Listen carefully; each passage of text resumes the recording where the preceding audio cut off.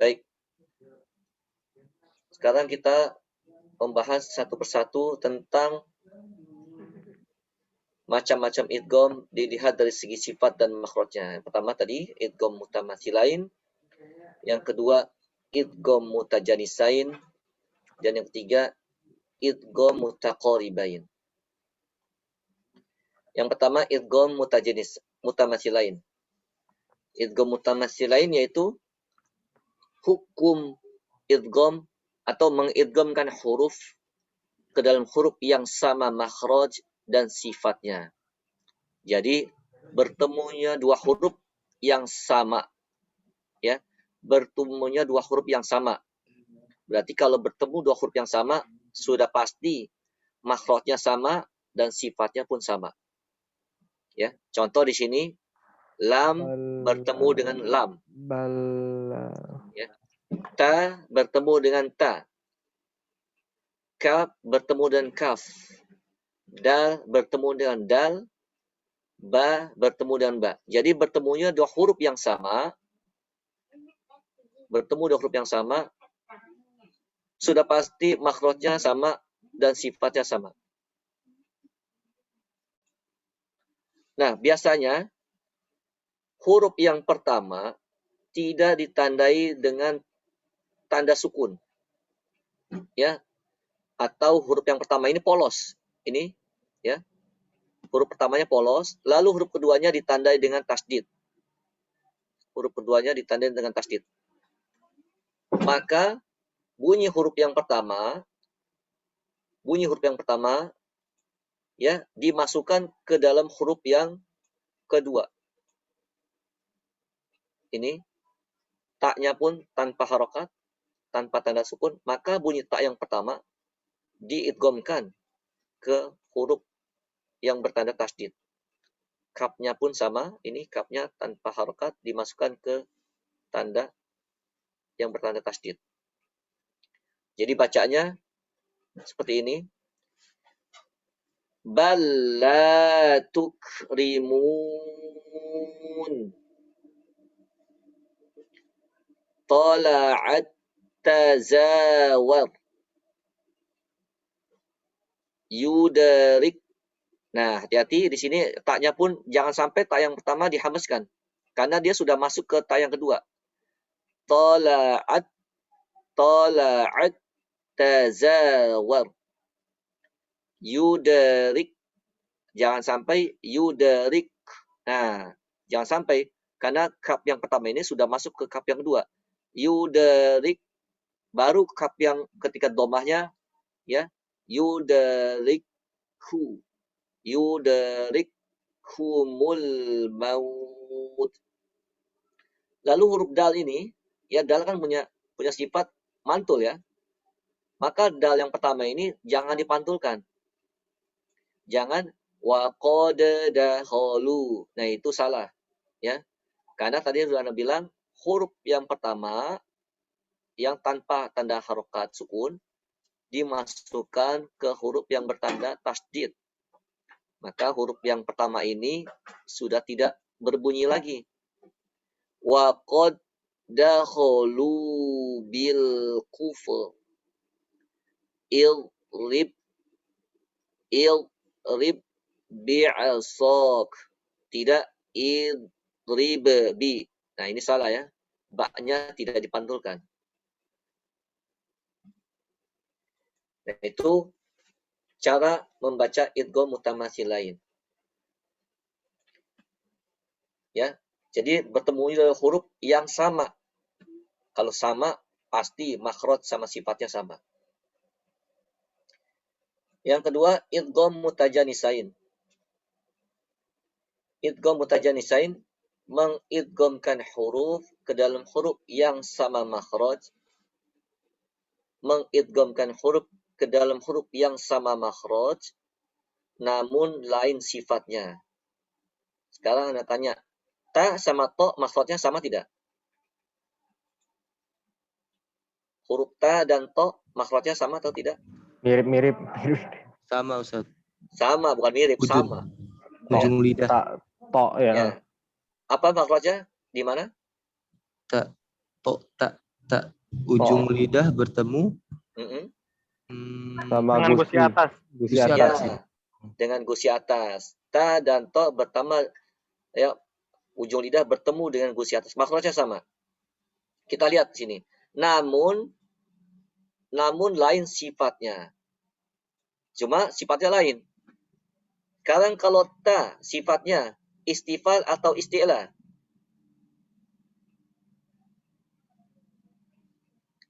Huruf ta. Nah, jangan sampai lupa. Ini berkaitan. Ta, istifal atau isti'la, huruf ta. Huruf ta.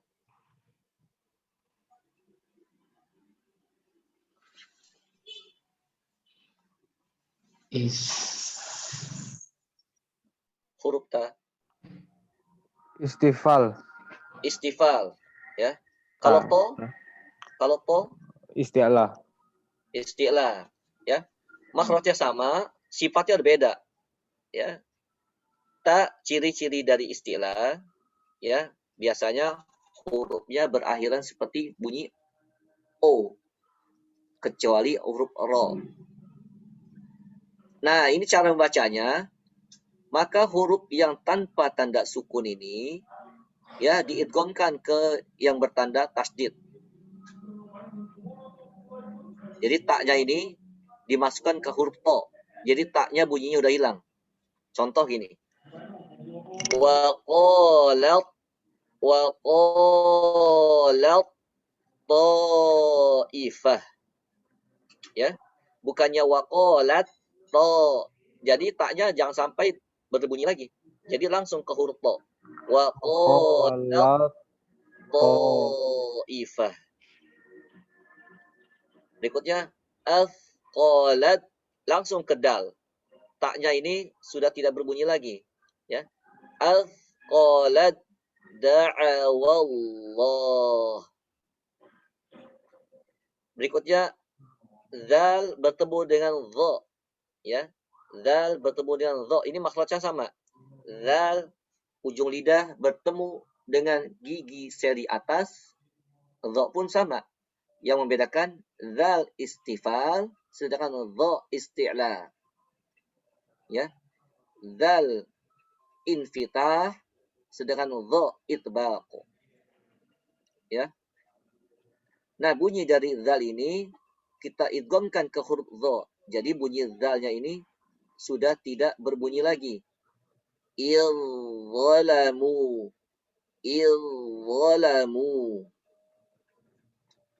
Abidum ma'abadtum. Dalnya sudah tidak berbunyi lagi. Ya, jangan langsung ke huruf ta. Qalat. Berikutnya huruf ta dan zal. Ya, Ya. sa-nya sudah tidak nampak. Sal. Yalhadzalik. Yang berikutnya ini, ya, ba bertemu dengan huruf mim, sama maksudnya bibir, ya. Nah, maka ba-nya sudah tidak berbunyi lagi. Jadi kaf langsung ke mim. Irkam ma'ana. Nah, itu tanda ketika huruf pertama tanpa tanda sukun, lalu huruf yang keduanya bertanda tasdid. Ya, jadi bunyinya dimasukkan atau diidghamkan ke huruf yang bertanda tasdid. Nah, sekarang, ya, huruf pertamanya tidak ditandai dengan tasdid. Kita lihat di sini contoh yang ahadtu, ya. Nah, ini huruf pertamanya tanpa tanda sukun. Huruf pertamanya tanpa tanda sukun, lalu huruf keduanya tanpa tasdid. Maka cara membacanya, bunyi huruf yang tanpa tanda sukun ini tetap berbunyi atau tetap dijelaskan, ya, dengan menonjolkan sifat-sifat yang kuat, sedangkan sifat yang lemahnya sudah hilang. Contohnya sifat lemahnya di sini huruf to, qalqalah, ya, qalqalahnya sudah hilang, ya. Ini juga to-nya, qalqalahnya sudah hilang. Jadi dihilangkan sifat qalqalahnya. Contoh Toknya tetap berbunyi. ahad, Faqala ahaltu. Ahaltu. ahadtu, Lalu la im basalta. Basalta. laim basatta. Ya, jadi hanya sifat isti'la dan itbaq yang ditonjolkan. Baik, berikutnya idgham mutaqaribain. Mengidghamkan huruf ke dalam huruf yang berdekatan makhrajnya. Di sini contoh qaf dengan kaf. Qaf dengan kaf. Qaf makhrajnya di mana? Ada yang tahu? Qaf, qaf, Hmm. qaf, qaf, qaf, qoka, qoka. Di Pangkal tenggorokan, Saf. Pangkal tenggorokan. Pangkal tenggorokan masih ada lagi kalimatnya. Qaf, yang qaf.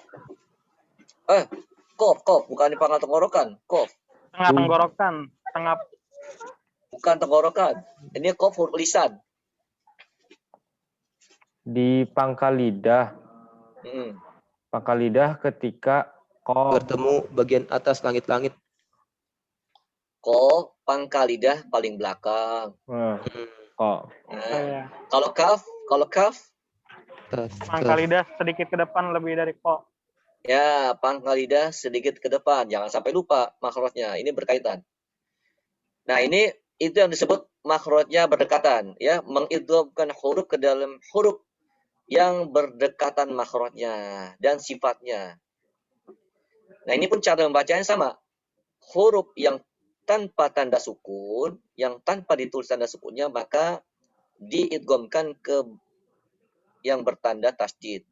Alam nakhluqkum wa qurrabbi. Wa qurrabbi. Jadi lamnya sudah tidak berbunyi lagi. Qafnya pun sudah tidak berbunyi lagi.